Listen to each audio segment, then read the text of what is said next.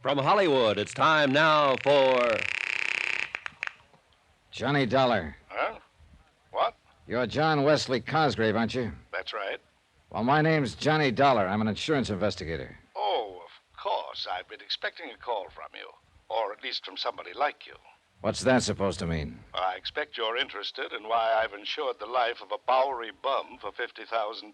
You bet I am. I want to see you. Why not? Anytime. Only it won't do you any good.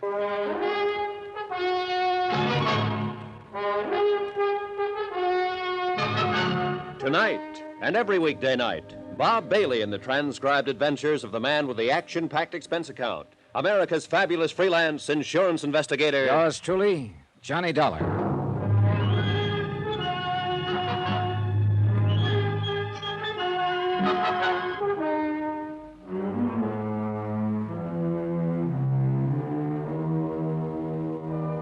Expense account submitted by Special Investigator Johnny Dollar, location New York, New York, to the Lakeside Life and Casualty Company. Following is an accounting of expenditures incurred during my investigation of the Indestructible Mike matter. Expense account item 9, 10 cents, the phone call to John Wesley Cosgrave from my dingy little hotel on the Lower East Side.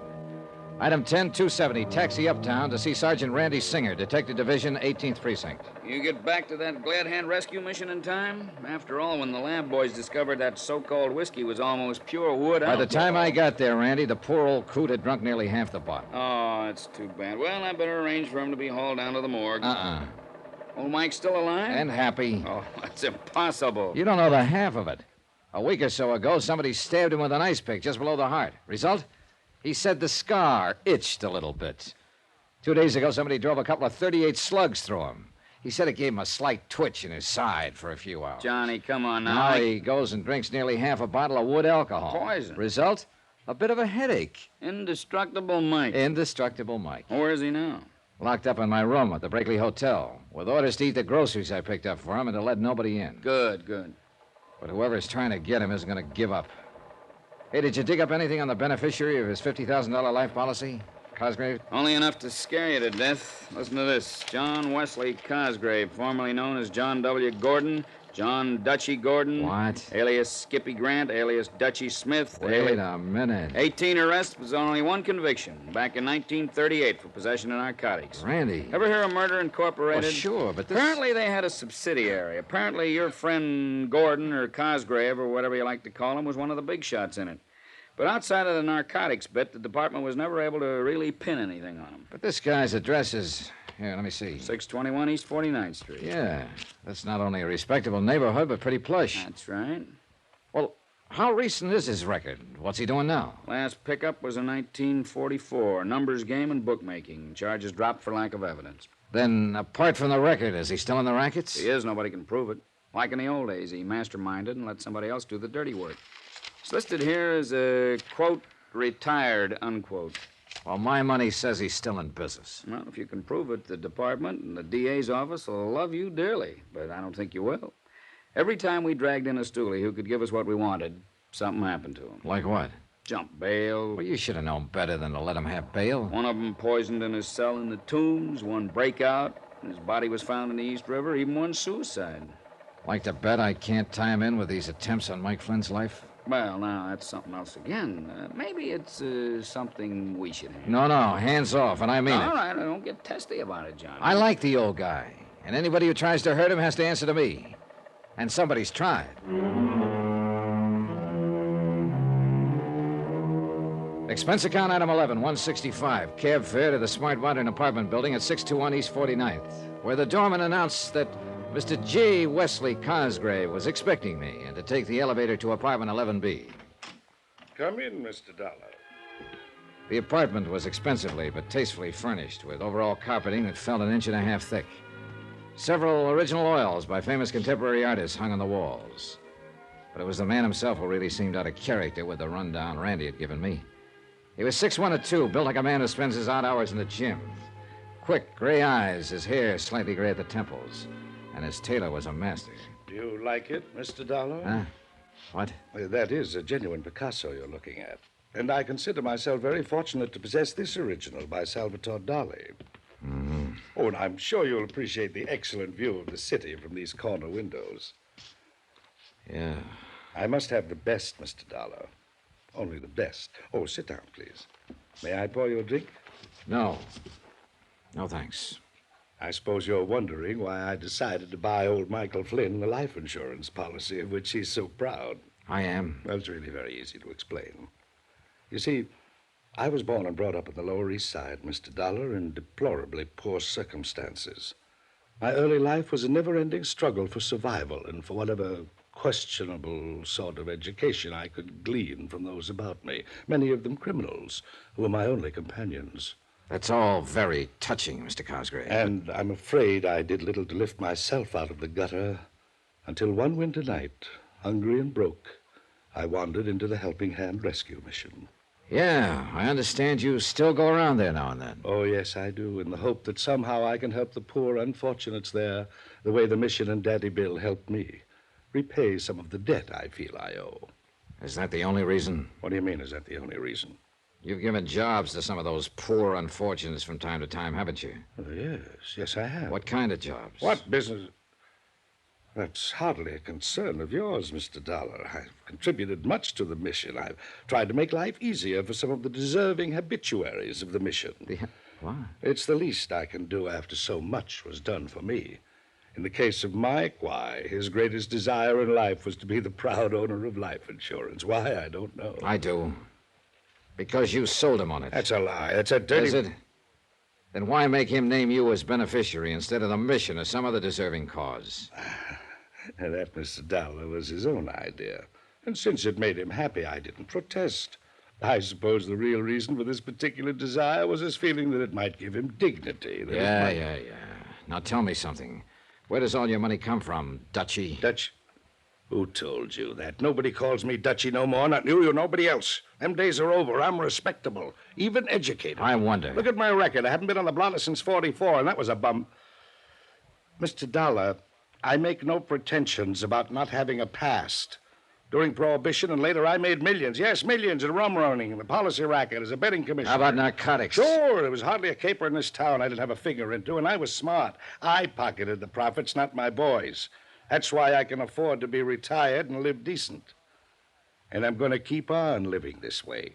You were lucky some of those boys, that mob of yours, didn't rat on you. Yeah, but thanks to a couple of convenient rub-outs that I had nothing to do with, you understand, I managed to stay clean with the law. And now you're as pure as the driven snow. Dollar, if this was the old days, you wouldn't even live long enough to regret what you're implicating, you think. Which makes me dead sure I'm thinking right. I don't know how much money you've got socked away from those old days. I don't care.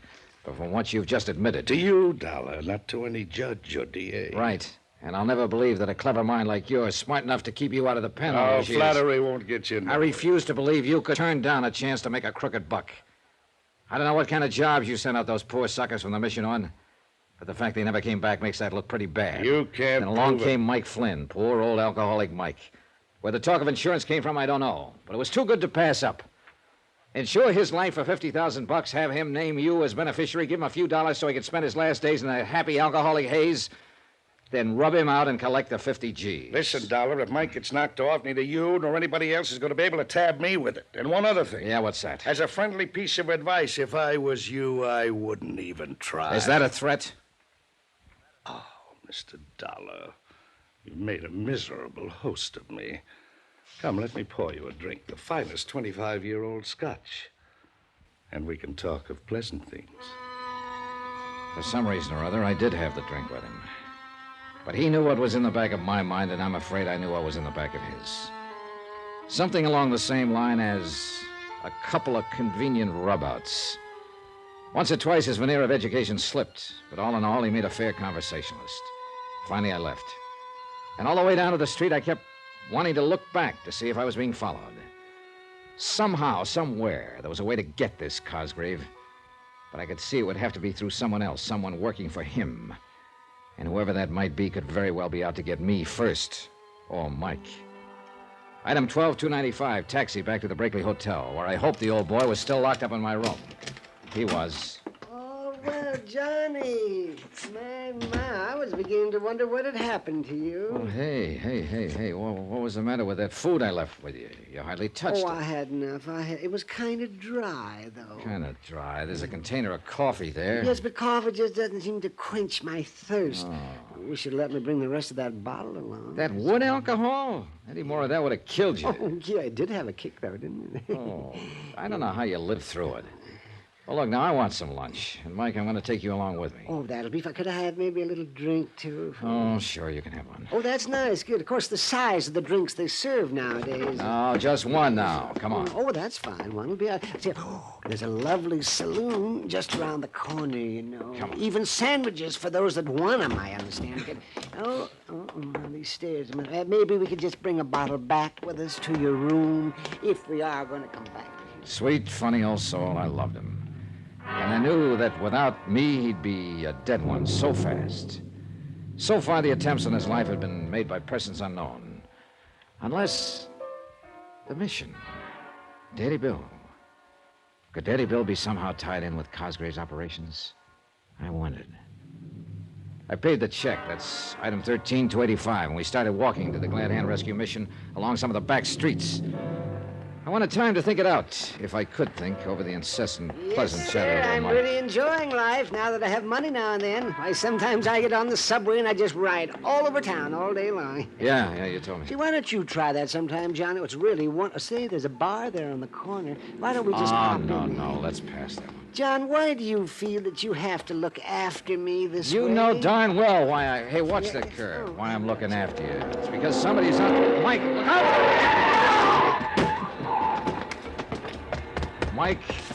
Mike, listen to me. Hey, can you hear me, Mike? What happened to the... Hey, mister, get a cop, an ambulance. You mean for him or what's left of him? Yes, hurry.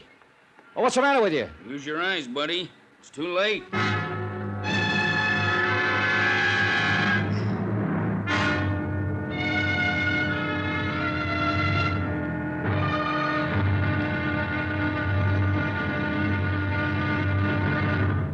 Now, here's our star to tell you about tomorrow's intriguing episode of this week's story. Tomorrow, somebody's going to have to pay for what's happening here.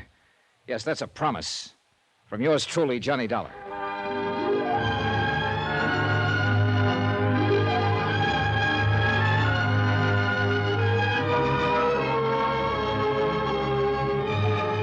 Yours truly, Johnny Dollar, starring Bob Bailey, is transcribed in Hollywood. It is produced and directed by Jack Johnstone, who also wrote tonight's story. Be sure to join us tomorrow night, same time and station, for the next exciting episode of Yours truly, Johnny Dollar. Roy Rowan speaking.